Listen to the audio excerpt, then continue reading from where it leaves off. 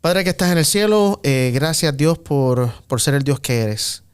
Gracias por darnos la oportunidad de esta noche estudiar tu palabra una vez más y de poder tener un diálogo donde hablaremos, Señor, de cosas pertinentes a nosotros como seguidores de Jesús y como miembros y ciudadanos del reino de los cielos.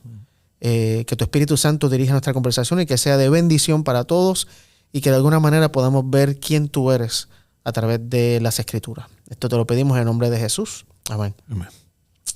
Bueno, seguimos con el Sermón del Monte, ¿no? Estamos analizando el Sermón del Monte. Ya terminamos con las 10 bienaventuranzas, pero ¿será que lo que sigue está conectado de alguna manera a las bienaventuranzas? Sin duda, lo que sigue viene a ser el resultado de vivir la experiencia de las bienaventuranzas. Okay. O sea, nosotros dijimos que las bienaventuranzas, Jesús establecía los principios que vive una persona en su reino. Es lo que la experiencia de las bienaventuranzas, podríamos decir que es la experiencia del Espíritu. Cuando recibo el Espíritu, vivo las bienaventuranzas. Ahora, como resultado, vamos a ver qué es lo que viene como resultado, y especialmente en esta sección cortita, pero vamos a ver esta sección, lo que viene como resultado. Muy bien, entonces la sección que vamos a estar estudiando esta noche o conversando está en Mateo capítulo 5, los versículos 13 al 16. No sé si quieras simplemente primero el 13 y después los demás, o los leo todos, o los leemos todos. Lee el 13 y ¿Sí? después Okay. leemos lo demás. Ok, la versión que estoy leyendo es de la Nueva Traducción Viviente y dice lo siguiente. Ustedes son la sal de la tierra. Pero ¿para qué sirve la sal si ha perdido su sabor? ¿Pueden lograr que vuelva a ser salada? La descartarán y la pisotearán como algo que no tiene ningún valor. Muy bien. Sí, acá Jesús establece, digamos, los parámetros y la actitud de toda persona que vive en su reino. Y es la misma actitud que tiene Jesús. O sea, cuando dice Jesús, vosotros sois la sal de la tierra, está tomando un elemento que por su naturaleza va a marcar cuál debiera ser la característica de cada persona del reino. ¿Para qué es la sal? Bueno, para dar gusto, para preservar comida muchas veces. Correcto. La sal es para mezclarse. O sea, no es para estar toda junta. Jesús, cuando habla de la sal de la tierra, no está hablando la sal del salero, sino que está hablando la sal de la tierra. O sea, la sal es para mezclarse con la comida. ¿Y qué es lo que hace la sal? Eso yo no sabía, pero una vez, tenemos un amigo en común que se llama Elber. Ingeniero alimenticio, y yo no sabía, claro, mi ignorancia, pero él nos decía, no sé si te acordás, que la sal lo que hace es realzar los gustos de la comida. O sea, la sal no es que tiene un gusto en sí, es salada, claro, pero lo que hace es que cuando se combina con algo dulce, hace que lo dulce se sienta más dulce. Con algo, o sea, hace que cada elemento se marque su gusto. Y por eso cuando no tiene sal, no se siente desabrida la comida. Entonces, Jesús está diciendo que los cristianos debemos mezclarnos con el mundo. Por eso la Biblia dice, de tal manera amó Dios al mundo que ha dado su Hijo. Siempre la actitud de Dios es salir a mezclarse con el mundo. Dios es un ser relacional, Dios es un ser social.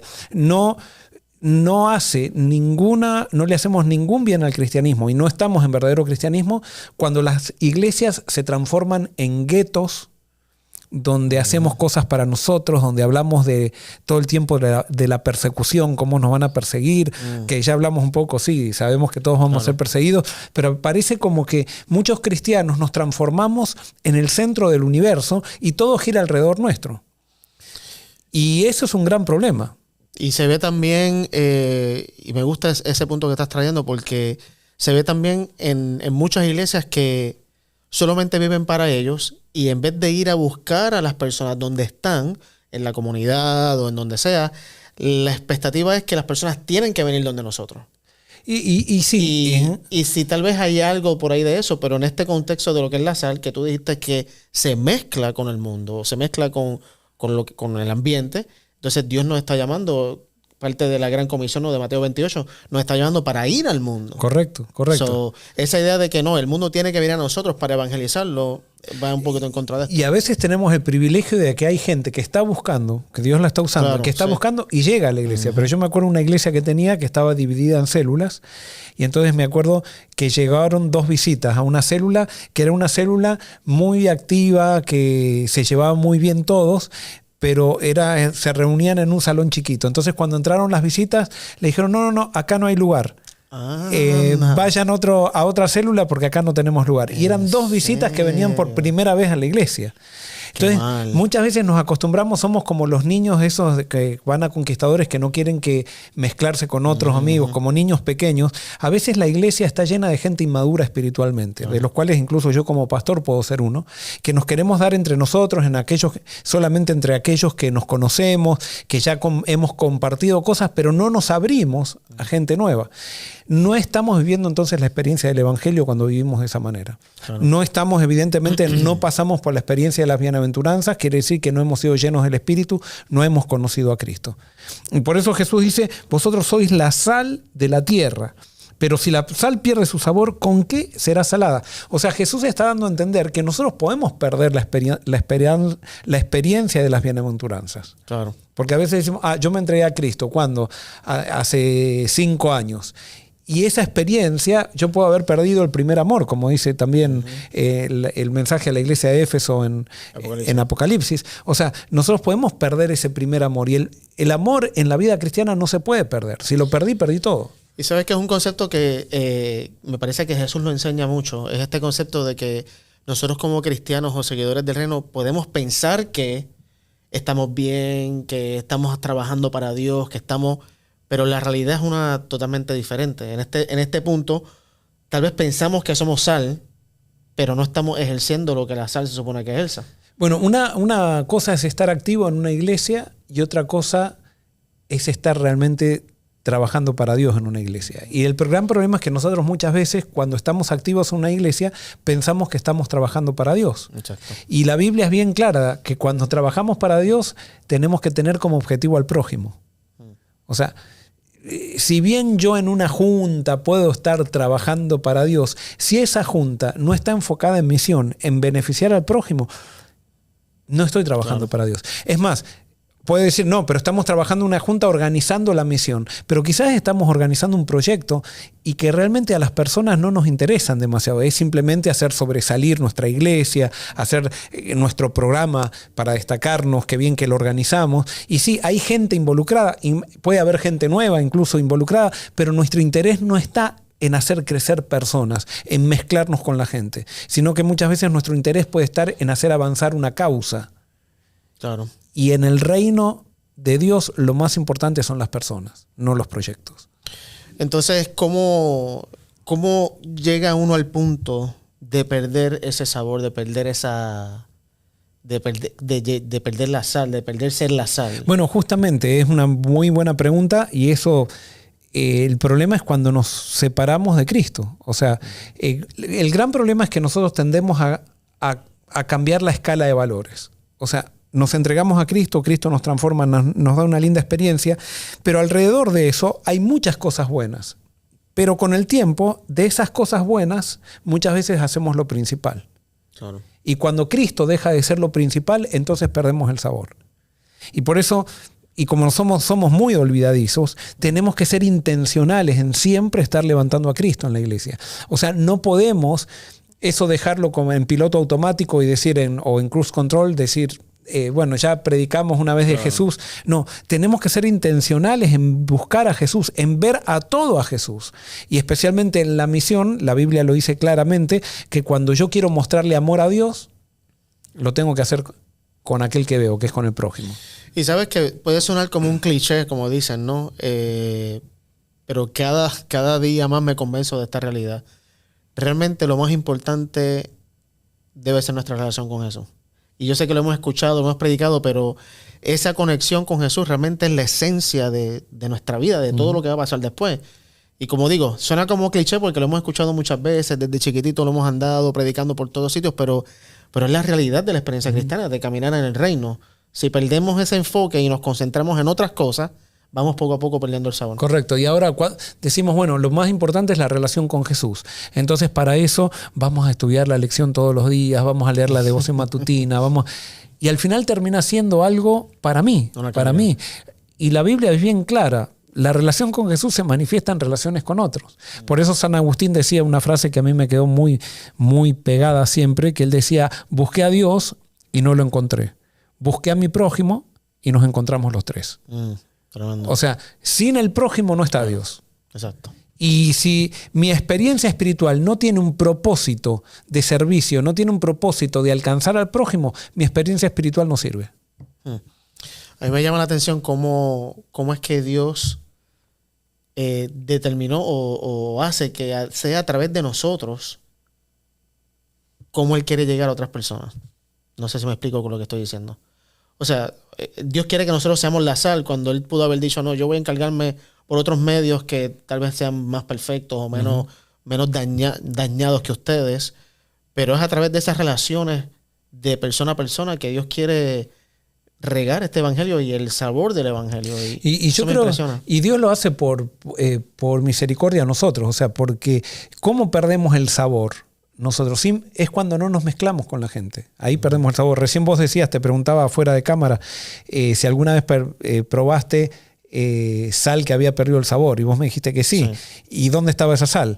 Estaba en el salero. Exactamente. Generalmente no se pierde el sabor cuando la sal está mezclada con la comida. Pero cuando está en el salero se humedece y pierde el sabor. Y ya no sirve más, sirve solamente para ser echada.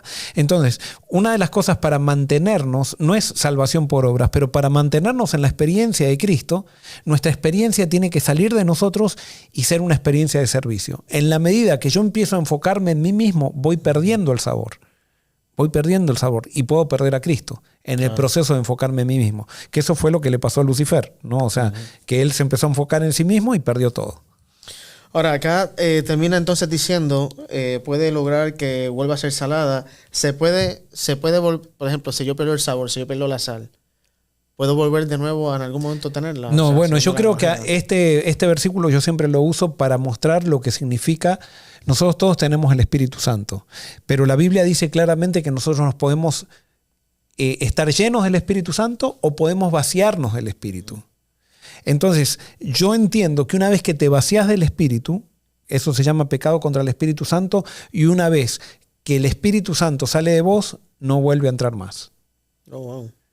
Esa es mi interpretación de la Biblia, y justamente basado en este versículo, uno de mis puntos, me baso en esto. ¿Por qué? Porque todos nacemos con el Espíritu. Dios nos ha dado el Espíritu. Si no fuera por el Espíritu, nosotros no sentiríamos deseos de estudiar la Biblia, de hacer un programa para alcanzar personas. O sea, no tendríamos ningún deseo de ir a la iglesia, nada. O sea, sin el Espíritu no habría vida espiritual en nosotros. Dios nos regala, por lo que hizo Jesús, nos regala el Espíritu de Cristo desde que nacemos. Entonces, ahora, el Espíritu, yo puedo estar lleno del Espíritu, eso en la Biblia se le dice tener la plenitud del Espíritu, o me puedo vaciar del Espíritu, que eso lo dice Pablo también. Y Pablo dice, no busquen embriagarse con vino, mas busquen ser llenados del Espíritu. O sea, ¿por qué? Porque cada pecado que yo cometo y no lo confieso, me drena del Espíritu. Claro, porque el pecado se produce en la mente. Entonces el pecado toma esa parte de mi mente. Y donde está el pecado no puede estar el Espíritu. O sea, o está el pecado o está el Espíritu. Entonces, cuando yo lo confieso y me entrego nuevamente, me entrego de forma total, eso se llama en lo que estaba ejemplificado en el Antiguo Testamento con el sacrificio de holocausto, que quería decir entrega total.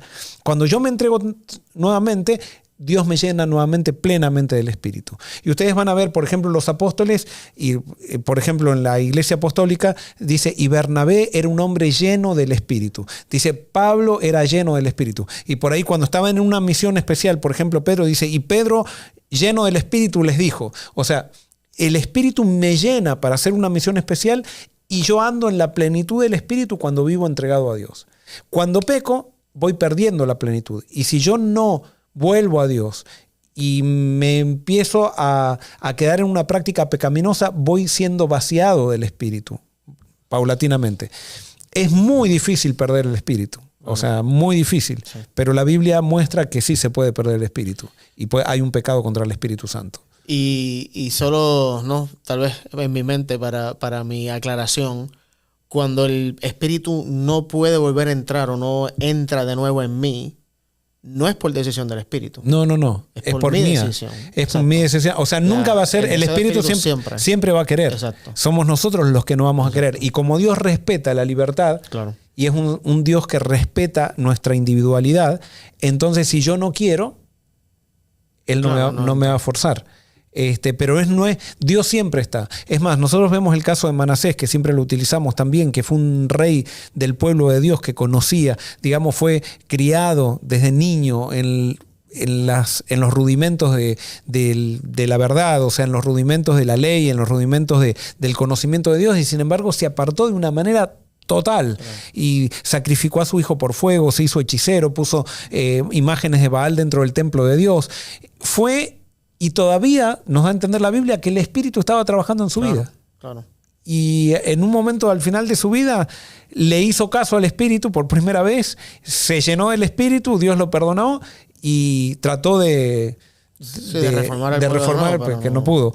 Pero sí vemos que la gracia de Dios es muy grande. No es así que de un día para el otro, porque me equivoqué, la voy a perder. Puede ser que alguien que está escuchando ahora pueda decir, ¿será que yo pequé contra el Espíritu Santo? No, si hubieras pecado no estarías escuchando esto. Entonces, cuando Jesús dice que si puede lograr o a volver a ser salada, eso solamente puede ser un acto sobrenatural del Espíritu, que puede llenarme de nuevo de ese Espíritu.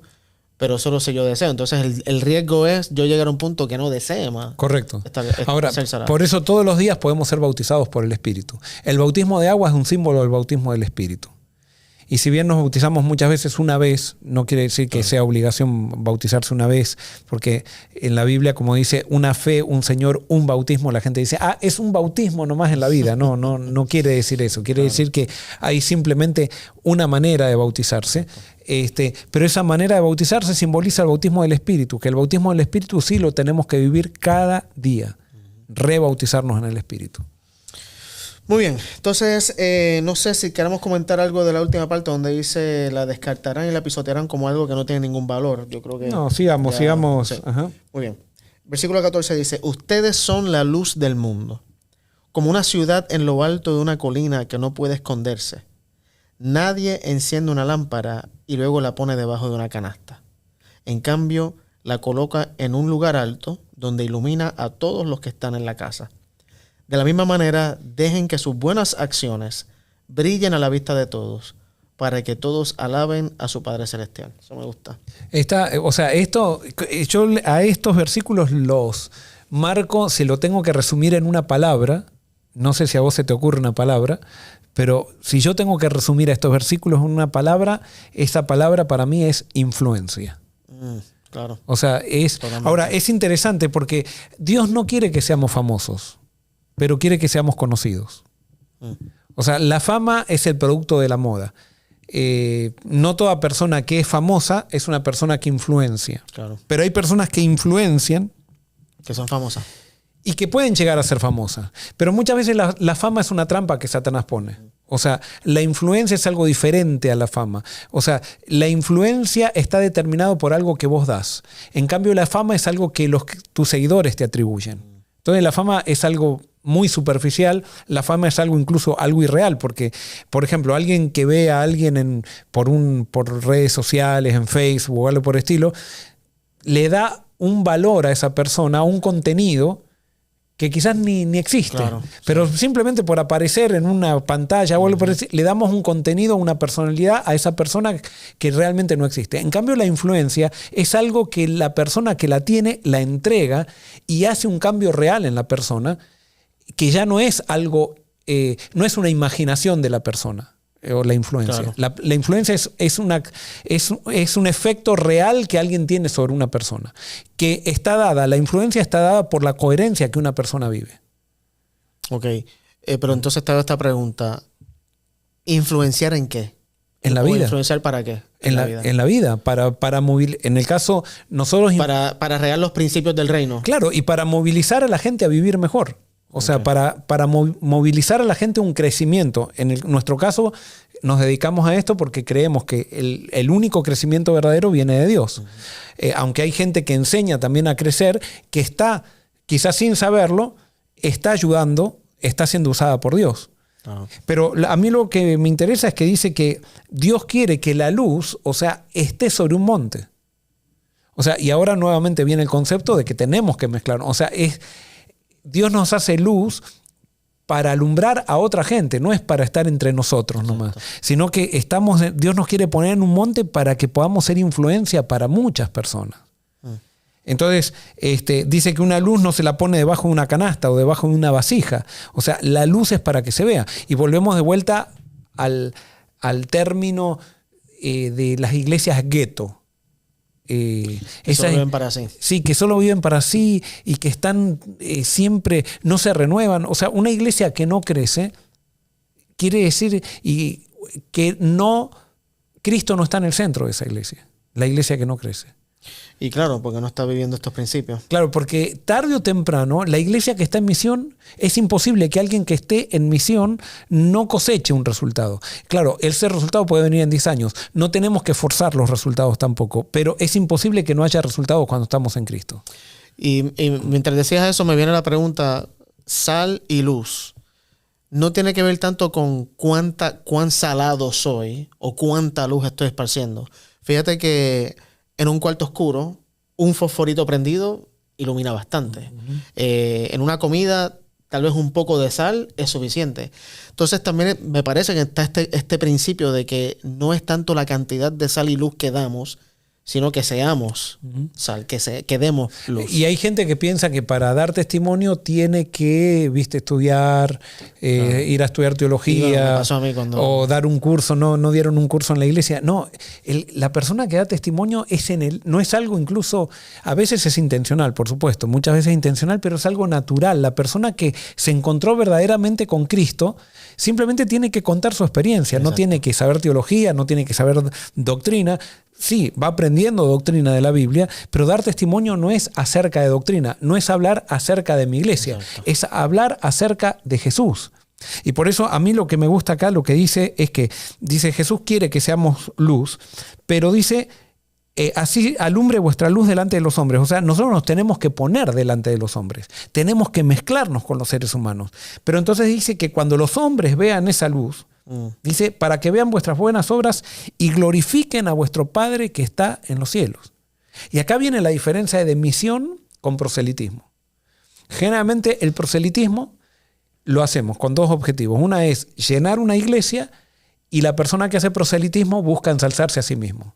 Y es la persona que siempre tiene que estar diciendo, y yo bauticé tantos en mi vida, hicimos una campaña y hubo tantos estudios. Ojo, a veces decimos los números y todo eso, pero son personas que están anotando como los cabritos de la parábola de Mateo 25, que dicen, pero Señor, si nosotros bautizamos 1000, bautizamos 4000, hicimos un montón de cosas. La persona que está en Cristo no está tan pendiente de los números, está pendiente de la obra de Dios. Entonces no puede callarse cuando dice, sí, se bautizaron un montón o Dios actuó, pero no está pendiente de los números para hacer un informe para que lo promocionen y lo pongan en un puesto más alto la próxima vez. O incluso pensar, perdón que interrumpa, o incluso pensar que porque estoy haciendo todos esos estudios bíblicos y predicaciones, estoy de alguna manera ganándome la aprobación de Dios o el favor divino o de alguna manera la salvación. Me gusta que el texto dice que las buenas obras que se hacen en el sentido de ser luz, ser sal, son para que otros puedan, ver a Dios, para que Dios sea glorificado. Es que si nosotros, no para mí. Correcto. Si nosotros, la gente está poniendo la vista en nosotros, hay un problema. Quizás no lo generamos nosotros, porque también Satanás actúa en la otra gente, pero a veces en la gente que está escuchando, en las cuales podemos ser instrumentos para ellos, pero ahí nos tenemos que dar nosotros cuenta de que hay un problema. Si la gente está poniendo la vista en nosotros. Y si nosotros estamos inconscientemente, porque a veces no nos damos cuenta, buscando que la gente ponga la vista en nosotros, tenemos un problema. Claro. Nos estamos alejando de los principios del reino, nos estamos alejando de Cristo. Porque si estamos llenos del Espíritu, el Espíritu da testimonio de Cristo. Nosotros, cuando estamos llenos del Espíritu, damos testimonio de Cristo. No somos el centro. No somos el centro. Tú sabes que por eso, y lo que voy a decir no lo digo porque me crea más humilde que nadie, sino lo digo porque es una lucha que tengo. Cada vez que voy a predicar o cada vez que voy a dar una lección, cada vez que voy a hacer algo con la palabra frente a la gente, yo le pido a Dios que quite el orgullo de mi corazón. Porque es en esos momentos que entonces uno puede, en inglés dirían quitar el spotlight, ¿no? El spotlight es esa luz grande que está apuntando al que está cantando, al que está haciendo lo que sea en la tarima. Y ese spotlight, esa luz tiene que estar, apuntando a Jesús. Pero muchas veces, en ese sentido de influencia o de fama, empezamos a ponerlo en nosotros mismos. Y le pido a Dios realmente que me quite el orgullo, que quite ese yo, para que no me dé esa tentación de yo alumbrar a otros para que me vean a mí, para que lo vean a Él y para que le den gloria a Él. Y yo creo que es algo, obviamente en nuestro caso, tal vez en la predicación, pero todos en donde quiera que estemos luchamos con eso. Es natural eso, Claro. es natural a nosotros. Y la sociedad, especialmente occidental, está construida para la competencia, o sea, para sobresalir nosotros. Entonces, estos son principios, como decíamos, contraculturales, que nosotros nos tenemos que hacer conscientes de qué es nuestra tendencia. Porque, por ejemplo, sería también ridículo que nosotros digamos, no, nosotros no tenemos ese problema. A mí no me ha pasado eso. Sí, o sea, sí. porque yo soy un humilde servidor. O sea, no, nos pasa todo. Claro. Y nosotros tenemos que ser conscientes. Por eso, yo, una de las cosas que me di cuenta en la medida que profundicé el Evangelio, y con esto no quiere decir que ya lo tengo todo claro, pero yo antes oraba por ser humilde. Ahora oro porque Dios me haga consciente de mi orgullo. O sea, porque yo nunca voy a poder ser humilde. El único que es humilde es el Espíritu. Yo lo único que tengo que hacer es renunciar a mí mismo para que dejar que el Espíritu se manifieste en mí, para que Cristo se manifieste en mí. Pero en el momento que yo estoy esforzándome por ser humilde, ya la regué. Claro. Porque yo no puedo. Es un fruto del Espíritu. Exacto. Tiene que ser Él. No puedo ser yo. Exacto. En la humildad no estoy yo. No es Joel el humilde. Es el Espíritu viviendo en Joel, que se ve en Joel el orgulloso, que siendo consciente de su orgullo, lo dejó al Espíritu que sobresalga.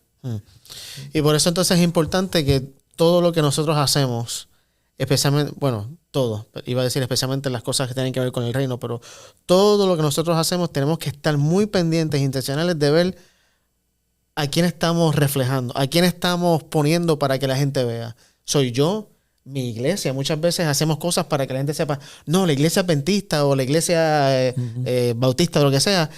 Y aún en esa buena intención estamos mal, porque no estamos viviendo el principio del reino. Correcto. Y nosotros tenemos que pedirle a Dios, para mí, ser conscientes de las cosquillitas. Yo le llamo así, las cosquillitas. O sea, hay cosquillitas, por ejemplo, suponete que ahora vos estás tirando un montón de conceptos hacia el aire y que yo no los entiendo bien o no los puedo expresar bien.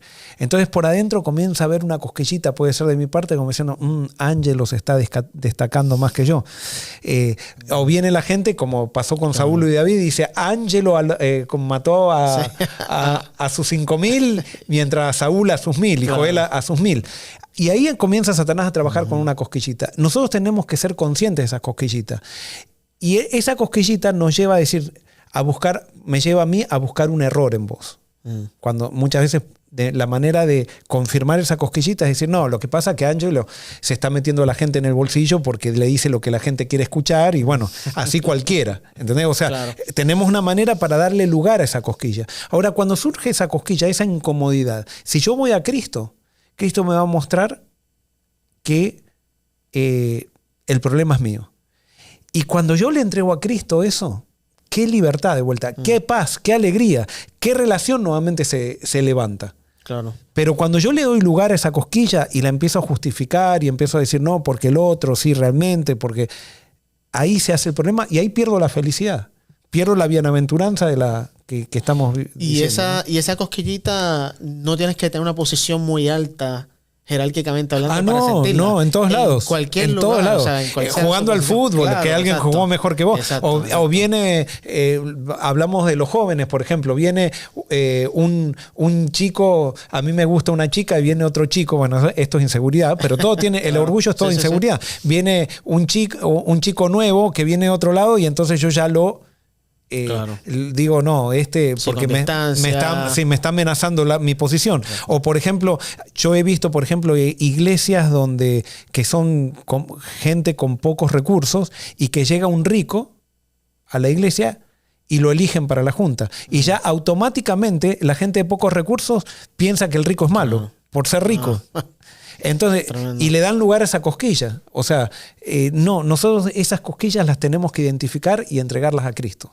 Y por eso es que no importa dónde nosotros estemos, podemos ser sal, podemos ser luz, podemos influenciar a cualquier nivel. No tienes que ser un presidente de una compañía o no tienes que ser el director de un departamento de escuela para ejercer influencia. Donde quiera que estemos, según este principio que estamos discutiendo hoy, Jesús quiere que seas luz y que seas sal y que seamos luz y que seamos sal en cualquier nivel de influencia, pero que en cualquier nivel, no importa que sea el más alto para la sociedad más bajo, estemos reflejando a Jesús, estemos Amén. apuntando a Jesús. Ese me parece que es el principio acá que tiene que ver con esto.